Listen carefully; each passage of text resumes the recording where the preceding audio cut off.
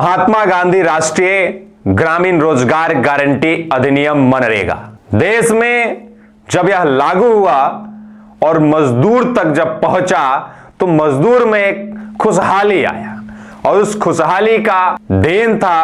कि उस समय के सरकार और उस समय जो इस अधिनियम को गांव-गांव तक पहुंचाए थे उन्होंने भी इस कार्यक्रम को लेकर के अपने आप को बहुत ज्यादा से ज्यादा सक्सेसफुल और ज्यादा से ज्यादा उत्साहित समझने का काम उन्होंने भी किया। लेकिन जब यह अधिनियम गांव तक पहुंचता है वहां की जो दुर्दशा है, मैं सूत्रों से मिले जानकारी के हिसाब से और जो मैंने स्वयं भी जाकर के सर्वे किया है उसके हिसाब से मैं आपको आज बताऊंगा।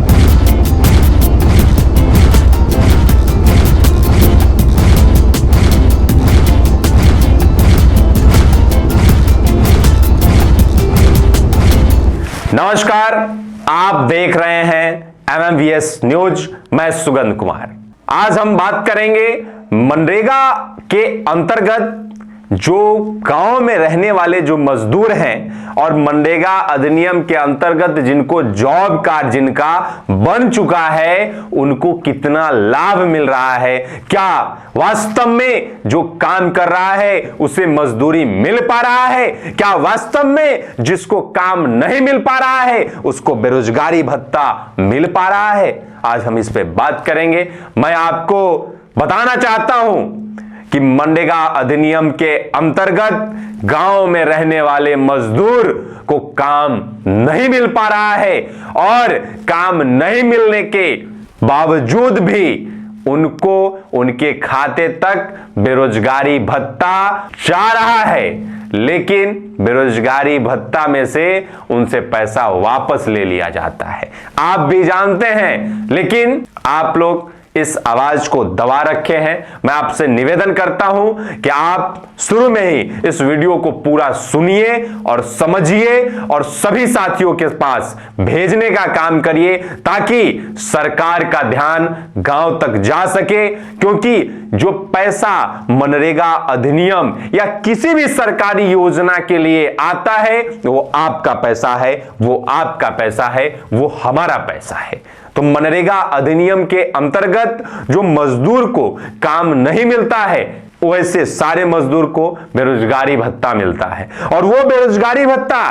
उनके खाते तक जाता है, लेकिन खाते तक जाने के बाद वहां के जनप्रतिनिधि, वहां के जो भी अधिकारी पदाधिकारी हैं वो सब मिली भगत से बंदरबाट करते हैं। वो पैसा को उस मजदूर से उसको कुछ प्रोत्साहन के तौर पे उन्हें बलगलाने के लिए उनको समझा बुझा के धमकी दे करके उनको दबा करके अगर उनके खाते में 5,000 रुपया आया तो उनको 100-200 रुपया दे करके बाकी पैसे वापस ले लिया जाता है। ये जो सूत्र से मुझे पता चला या जो हम लोगों ने देखा है गांव में, वो आज यही स्थिति है। तो साथियों, मैं आपसे निवेदन करता हूं, जो भी मजदूर, जो भी भाई मेरे बातों को सुन रहे हैं, उन सभी से मैं निवेदन करता हूं कि अगर आपके खाते पे जो बेरोजगारी भत्ता आता है वो पूरा पैसा आपका है और वो पैसा कोई भीख नहीं दिया जाता है आपको,